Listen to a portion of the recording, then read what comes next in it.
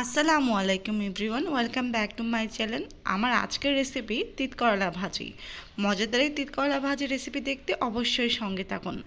তো এর জন্য প্রথমে চুলায় একটা প্যান বসিয়ে দিলাম। প্যানটা যখন গরম হবে এখানে প্রায় 3 থেকে 4 টেবিল চামচের মতো রান্নার রেগুলার তেল দিয়েছি। আর তেলটা একটু বেশি পরিমাণে দিলে এই ভাজিটা খেতে ভীষণ মজা হয়। এখন একটা বড় সাইজের পেঁয়াজ কুচি আমি দিয়ে দিয়েছি, আর এটা গরম তেলেই দিতে হবে। তারপরে এর সাথে দিয়ে দিচ্ছি 3টা মিডিয়াম সাইজের কাঁচামরিচ কুচি, আর এগুলো একসাথে খুব সুন্দর করে নরম হওয়া পর্যন্ত ভেজে নিতে হবে।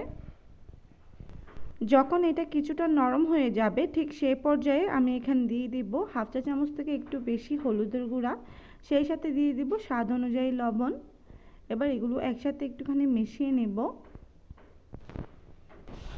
আর এই ভাজিতে কিন্তু আমি কোনো পানি ইউজ করব না, আর এটা ভাজা ভাজাই করে আমি করব।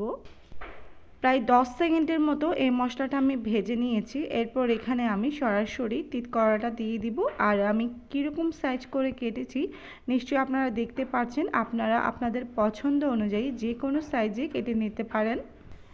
এবার এই তিত করলাগুলো মশলার সাথে খুব ভালো করে মিশিয়ে নিতে হবে। যেহেতু আমি এখানে কোনো পানি ইউজ করব না, চাই চুলার আঁচটা আমি সবসময় মিডিয়াম টু লো হিটে রেখেছি। আর ঢাকনা দিয়ে এটা এপাট ওপাট করে খুব ভালো করে মিশিয়ে নিচ্ছি।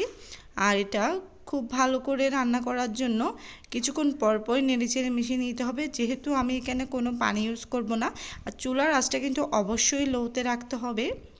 এভাবে প্রায় 10 মিনিটের মতো আমি ঢাকনা তুলে নেড়েচেড়ে মিশিয়ে দিয়েছি কয়েকবার করে। ঠিক যখন এটা নরম হয়ে আসবে আর কিছুটা পোড়া পোড়া ভাপ আসবে, তখনই কিন্তু আমার এই তিতা করলা ভাজিটা রেডি হয়ে যাবে।